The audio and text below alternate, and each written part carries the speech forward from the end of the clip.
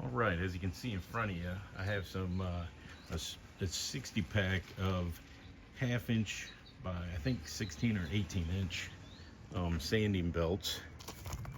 Yeah, 1/2 inch by 18 inch.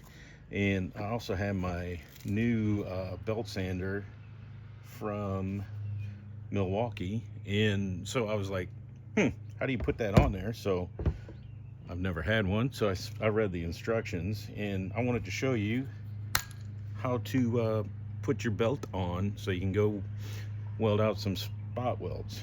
So here we go.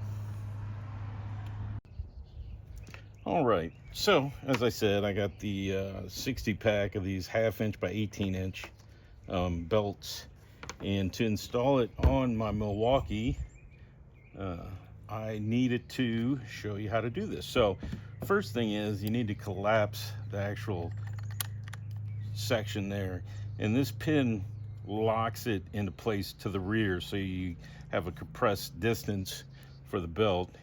And then to put it on, you open this little door, and there is the drive. So on the drive part, to install this, you need to install it over this drive first, and then it will stretch over there, and then you can release it, and it is tight.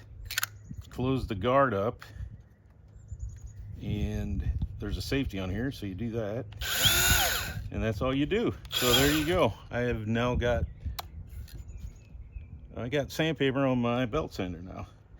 Like I said, safety. So there you go. So hopefully, if you need some help putting your sandpaper on there, I would hope you would know. But again, like this is the first one I got. I had to figure out how to put it all together. So hopefully this helps you out. If it does, share it. Maybe it'll help somebody else. Thank you, and have a wonderful day.